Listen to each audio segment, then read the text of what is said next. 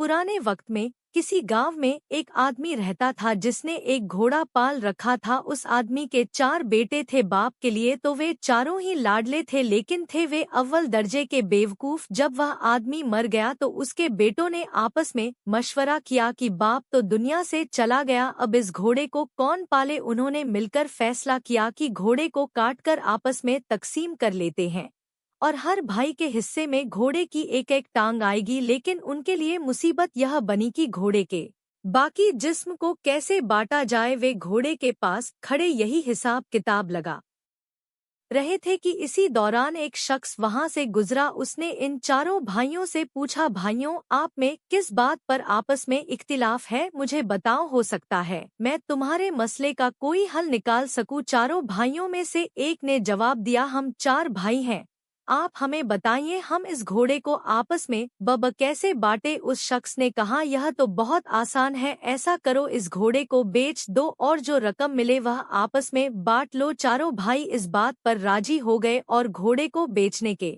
लिए शहर की तरफ रवाना हुए। सफर के दौरान वे जंगल से गुजरे तो वहीं उन्हें रात हो गई। चारों भाई दिन भर के थके हुए थे। वे जैसे ही लेटे उन्हें नींद आ गई। जब वे गहरी नींद में सो रहे थे तो रात के किसी पहर एक चोर वहां से गुजरा। उसने देखा कि चारों आदमी बेख पर सो रहे हैं और जोर जोर से खर्राटे ले रहे हैं।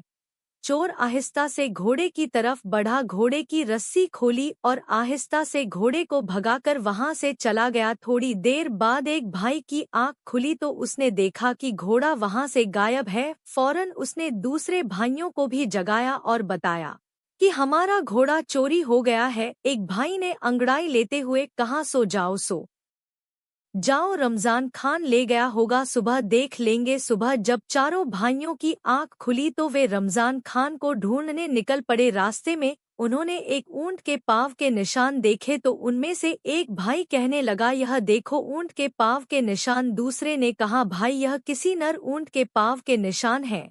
तीसरा कहने लगा, यह ऊंट तो एक आंख से अंधा भी लगता है। अब चौथा बोला, रस्सी तोड़कर भागा होगा। फिर वे चारों आगे बढ़े। अभी कुछ ही दूर गए होंगे कि उन्होंने देखा कि एक शख्स परेशान हालत में आ रहा है। उसने इनसे पूछा, आप लोगों ने यहाँ कोई ऊंट तो नहीं देखा? इनमें से एक ने कहा, नर ऊंट। दूसरे ने कहा, एक आंख से अंधा भी था। तीसरे ने कहा, रस्सी तोड़कर भागा था। वह शख्स कहने लगा, तुम बिल्कुल ठीक कहते हो, यह बताओ ऊंट कहाँ देखा तुमने? उन्होंने यकजुबान होकर कहा, हमने ऊंट तो नहीं देखा, तुम आगे जाकर तलाश करो। वह शख्स कहने लगा, भाइयों तुम्हारे पास ऊंट से मुतालिक इतनी मालूमात है और फिर भी तुम इनकार करते हो, भला यह क्या बात हुई? हो सकता है तुम लोगों ने ही मेरा ऊंट चुराया हो। चलो बादशाह के पास चलते हैं, वही इस बारे में फैसला करेंगे। चारों भाई और ऊंट का मालिक बादशाह के दरबार की तरफ रवाना हो गए। रास्ते में जमीन पर उन्हें